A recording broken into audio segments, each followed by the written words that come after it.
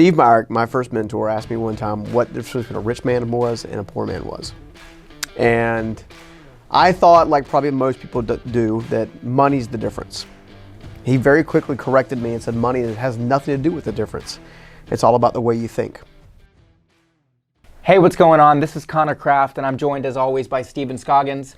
And today we're going to be answering your questions about the differences between people who struggle with financial matters and people who do not, really. That's the main thing. So just off the top of your head, like to kick us off, what are some of the things that you think make that difference? I can tell you that, so the easiest way for me to explain this is I've shared this story before on other videos, but Steve, my first mentor, asked me one time what the difference between a rich man was and a poor man was. And I thought, like probably most people do, that money's the difference.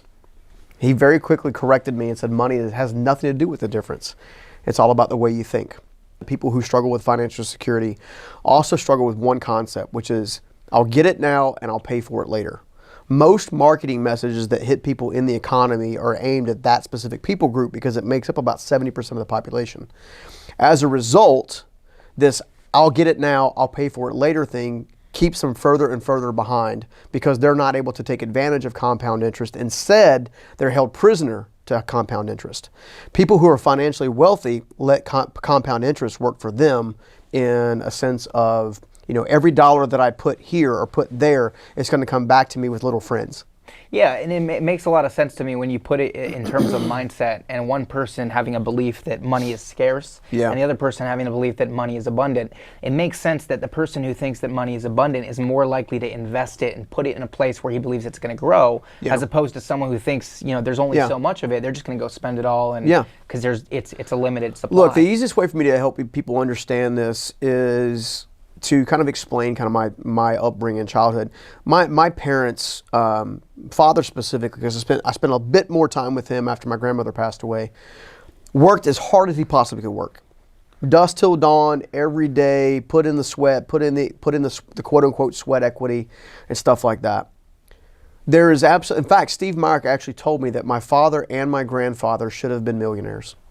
That enough money had come through their fingertips through that hard work and through that effort, that they could have deployed it in such a way that it would have returned with compound interest or with little friends, as like Kevin O'Leary likes to say, right? Oh yeah, that's right, Mr. Right? Wonderful. Yeah, so he likes to say that. So in truth, if you think about it, most people will have over $1 million come through their fingertips, closer to $2 million in their lifetime, okay?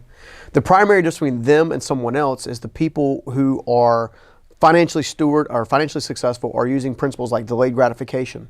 They're using principles like compound interest. They're using principles like stay out of debt, or leveraging themselves to a point where, or not leveraging themselves where it puts them at risk. Most people were like, well, you know what?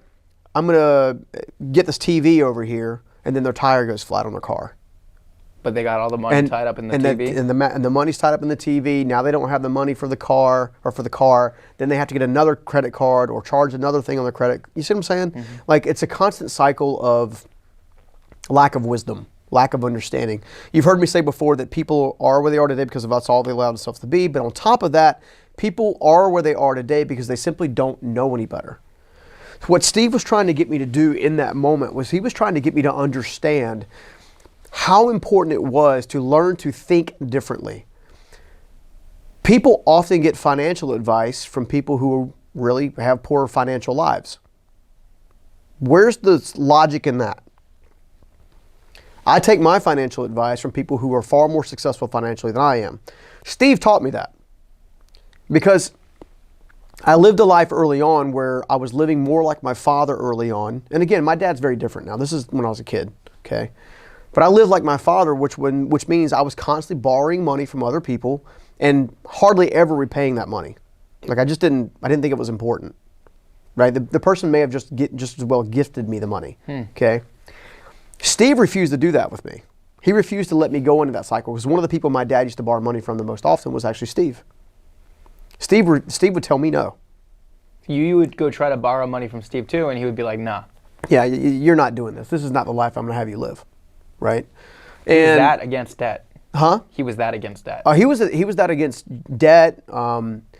being in debt to someone else. There's an old scripture in the, let's say old scripture, a relevant scripture in the Bible. Obviously, as a person of faith, I've read quite a bit of it and studied quite a bit of it. That says the borrower is always slave to the lender. In fact, Dave Ramsey says that all the time. Yeah. Okay, it's in Proverbs. If I borrow money from you, then I'm indebted to you. That's going to create a roadblock in our relationship. Okay. If I'm indebted to a bank, the bank has the right to come take my stuff. If I don't pay my taxes, which I've seen people do, the government has the quote unquote legal right to come take your stuff to satisfy that debt. Debt increases risk at an exponential level. I'm a big believer in do the hard work now, get the benefit later. Not get the benefit now and do the hard work later. Doing the hard work now might be, I've got to work 3 jobs for the next 2 or 3 years to get myself out of debt or to create a nest egg where I actually save enough money, grind it out. Yes, I'm gonna have to get up earlier, go to bed later, right? But it's a temporary level of sacrifice to get the income coming in. Then I can be wise with it. What I see a lot of folks do is they'll have multiple jobs, they'll get the income in, and then they'll let it bleed out through their fingertips. Okay, ask yourself why someone who makes $40,000 a year, okay, in total, can be consistently financially broke, where a single mother can have 2 kids and live off of $40,000 a year and get by. They're making better decisions. They're making better decisions financially.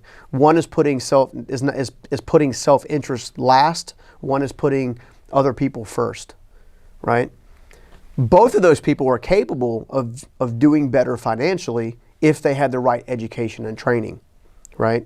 It's a real thing to actually have an emergency fund. It's a real thing to actually pay off your debt. It's a real thing to actually have enough liquidity, aka cash, in order to invest wisely in things that grow over time. But everybody wants the quick fix. Yeah. Everybody wants the quick. I wanted the quick fix when I was young. You know, I did a bunch of different businesses, some of them multi-level, some of them not. I've done a bunch of different things thinking I was going to be able to create wealth overnight. None of those financial vehicles were able to create income without work. It's no such thing to have a level of life that comes without work. You have to have work. Well, I want to dive into your story a little bit more because you're somebody who has come from an economic background where you didn't have much, right? Poverty. Sure. Yeah. And then you've turned it around and then now you're on the complete other end of the tax, spectrum, right? So as you've traversed those tax brackets, has what you've learned made you realize that economic starting point is not something that holds people back, or do you think that it is? No, I mean, look, having a more difficult economic upbringing or economic solution, it comes down to what you've been taught along the way and that kind of thing. It's not that it's not, doesn't create difficulty, because it can create some additional difficulty, but it's not insurmountable. Okay. It's just not. If it was insurmountable, I wouldn't be sitting where I am today. And again, I'm not a billionaire, so it's not like I have more income coming in than I know what to do with necessarily. What it has taught me is a healthy respect for the resource. You know, I've said before that, money itself is a tool. Either you build with it or destroy with it. It's kind of like a brick. I can build a foundation or I can break a window. It doesn't matter.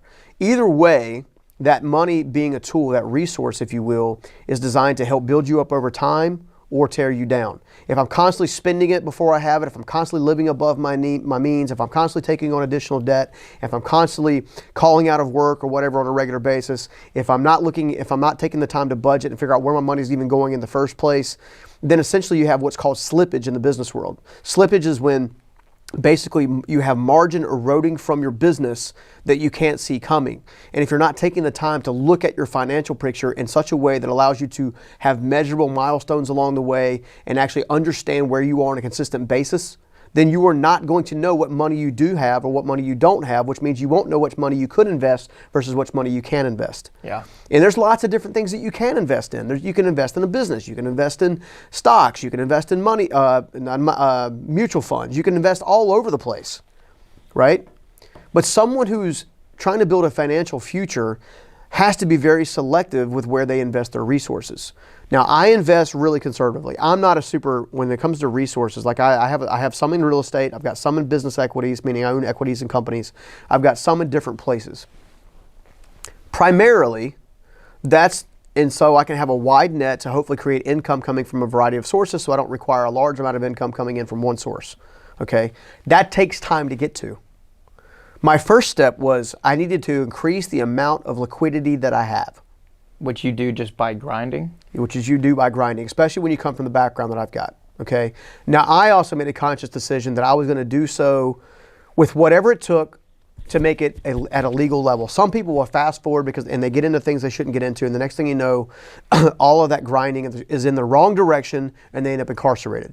Okay? So someone with an impoverished background has got to be very selective in how they go about creating essentially liquidity or cash. Then that cash has to be deployed. Well, typically people who coming from a struggling financial background typically have some level of debt of some kind. Right. A credit card, a light bill, a medical bill, or whatever. So they're starting out already. They're starting out from a perspective of, I have resources or I'm lacking resources that need to be deployed. Step one is to work your butt off, find a good resource to actually get that. And again, I work 2 or 3 jobs myself appropriately for about 18 hours a day for about 2 years to create enough cash for me to actually have some resources to then begin to deploy. Okay? I then lost all of that and had to start over with the first company that I owned. If you take all of that rolled into a thing, all I'm trying to say is you have to create liquidity. You have to create excess. You can't have excess without income, right? So you have to get income to then create excess, which means you may have to pay off debt or something in the middle, okay, to create that excess. And then you have to get wisdom and understanding and somebody to mentor you and how to deploy that excess to benefit you long term. Well, that's an important point because I've heard a lot of people in the financial space. Some people are very split. Like, you know, a Grant Cardone is going to be very different in theology to a Dave Ramsey. Yeah. Like very wildly different sometimes. Let me hit on Cardone for just a second. So one of the things that I was able to discover when I was talking to him not long ago, on the Stuck to Unstoppable podcast, which you guys can also find here on YouTube, was that his very first chance at creating income was a $350,000 apartment project that he bought. Now he said he sunk every single dollar into that product that he had. He had no money, almost like where he was with the Undercover Billionaire, and he was scared to death until it clicked. Yeah. Okay. Now, so that is a way. That's high risk, high reward. That is one way to do it, okay? Another way to do it is going to be the Ramsey approach, which is the tortoise always wins, right? It's a slow approach. It's get your emergency fund put together, right? Get your debt paid off. Take your excess and begin to invest, right? Get your mortgage paid off. There's different steps. It's much more of a stair step. I find that most people benefit most by a stair-step approach rather than a high-risk, high-reward approach. But the high-risk, high-reward approach, it can go south really quickly or it can blow up really quickly. Right. Well, and I remember what I was going to say now. So I think I've heard Grant say before that you can't save your way to wealth. That's true. Basically. That's true. So I wanted to elaborate on that some because I think that there's some things you said about, you know, if you're starting out and your income level is low, there's not a lot there to begin with. It's not like you're going to end up a multimillionaire from just saving. So I think that's an important point that you made to get your income up first, figure out how you can solve that problem. So again, there's no secret that I have a faith perspective and background. My faith now has made me who I am today. It's the reason I'm able to steward what I steward now. There's a concept in Proverbs that says, actually it's in several places, it's just said differently in several places, that if you're faithful with the little, you'll be made master over much. If you're faithful with the little, you'll be made master over much. That principle has been applied to my life specifically, okay? I made a conscious decision to save some, spend some, invest some. You see what I'm saying? Yeah. And of course I give some, right? I made a conscious decision to do that regardless of my income level, right? If I make $100, I can still afford to give $10 away even though I don't really want to, okay? I did that to create muscle memory in me so when someone hands me $1 million, it's okay for me to stroke a check for $100,000, okay? Ratios win the day. You have to figure out what ratios help you win the day. When you're first starting out, you don't have a lot of income, you're going to put a lot of percentages into getting out of debt and just living. Okay? Yeah, like your house and mortgage exactly. and all that. My ultimate goal is to be what's called a reverse tither in the faith community. A reverse tither gives away 90% and lives off 10%. Okay, I am not there yet, but I did start the other way, where I had to live off a 90% and then deploy the other 10%. And as you practice that principle of watching the little to be master over much, you will see that ratio change. I went from 10 to 90 to 20 to 80 to 30 to 70 to 60 to 40 and almost 50 to 50. You know, I've shared with you offline and privately before that I live off half my income. Right. Okay. The other half of my income is deployed. I've got it working in theory for me, whether it's in real estate, whether it's in business, whether it's in investments, and I have a hodgepodge of a little bit of everything. What some people refer to as a portfolio. A portfolio is nothing more than the silos in which you've basically put money to work for you. That's all that is, right? People have to get to the place where they can afford to have a portfolio. So start by ratios.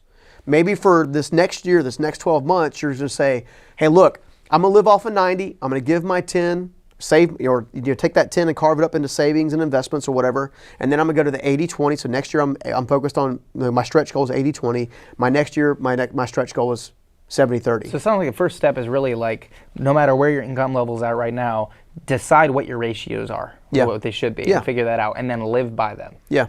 Cool. And sacrifice by them. Yes. Because if you're just getting started, in order to get these ratios to actually start getting you some momentum, you're probably going to have to stop doing some things that maybe you really enjoy. Case in point, the average pack of cigarettes is almost equal to the average cost of a single meal now. No way. One pack of cigarettes, you can go get hit Dave's Dollar Menu or Taco Bell and actually get a single meal for eating. Huh. Okay? You may have to quit smoking. You may have to quit drinking. You may have to quit partying. You have to make choices. You may have to get 1 or 2 or even 3 levels of income. You are going to have to make a sacrifice to be master of the little, to be master over much. And in order to build up that liquidity. Exactly.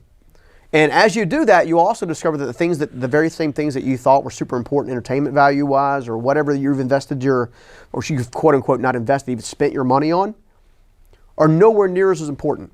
Like I'm not tied to my personal belongings at all. I know that business can change. I know I might be sitting in this chair right now and I'm being crazy financially successful or having that availability or having some financial freedom. And I know that a year from now, 2 years from now, 3 years from now, maybe the economy is different. Maybe things have taken, I hope that that's not the case. But the one principle that I've learned, but through all of this, through all the various downturns, call it COVID, call it in 2008, call it whatever it is this one principle. When there's earning potential, what's referred to as the bull market, when the bulls are running, okay, and you got a lot of earning and things are going really awesome, the bear always follows the bull. The bear always follows the bull, which means when that resource is coming to you, you have to think in that moment of whether or not you're going to spend it or deploy it. And how you spend it or deploy it affects how you actually are in a financial future in the next 5 years. You know, we were able to survive and even thrive through COVID to a degree with all the companies that I have, okay?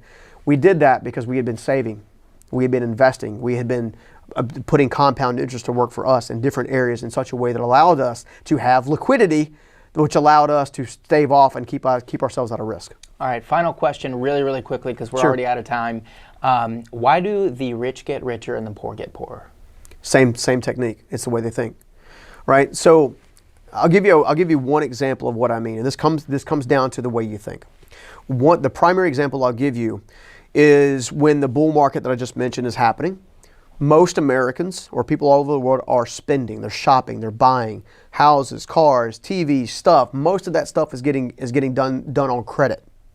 Okay, it's that whole get it now, pay for it later kind of mentality.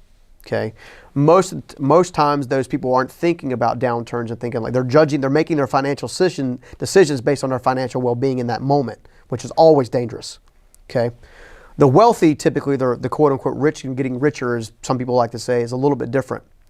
They know that during the really good times, They have money deployed that's going to grow them cash-wise, but they do most of their quote-unquote shopping when economies are down. That's when they're buying businesses. That's when they're buying real estate. That's when they're buying excess capital market. That's when they're investing in capital market. I will tell you personally that when COVID happened and the hotel industry got hit and the entertainment industry got hit and even some of the big tech brands got hit. That's when I bought some of the stock. I did too. I bought some American Airlines and I made like 20% in a week. Yeah, it was nuts. But see, that's a different mindset than someone who's had a scarcity mentality and a lack of resource, right? A totally different mindset. I'm going to get it now because I can afford it. I can get the new car. I can afford a $400 a month payment. How do you know you're going to have your job a year from now? Or you're not going to be searching? You see what I'm saying? Yeah. That's where people get messed up. They're not thinking ahead about why not spend 3 to 5 years getting super solid on having liquidity, having cash in the bank, and then choosing at different times, specific times, to deploy it and buy crap on sale. Right? I'm looking at a new potential building right now that would replace the live event center that we're in theory. Maybe I'll get it, maybe I won't, maybe I can afford it, maybe I can't. I won't know until I do my due diligence. But I'm doing so because COVID just happened and there are still some properties that are on sale. Wow. Which means not only do I get the equity in the property if I buy it low, I also get the appreciation factor over that property over the next 5 years. That's the difference between people staying with a lack and people who already have gained continue to gain more. That's why there's such a disparity. It's not because one person's evil and one person's not, right? It's not that at all. It's how they think about money. That's the difference factor. All you've got to do is learn how these people think and use the ones that do so with character and depth and duplicate what they're doing, and you will have no end of resource. I hope you found that video helpful, and if you did, do me a favor. I know you're going to love this video. Check it out. So the number one question I think people need to ask themselves is what could be? What could be my end result if I dared to try?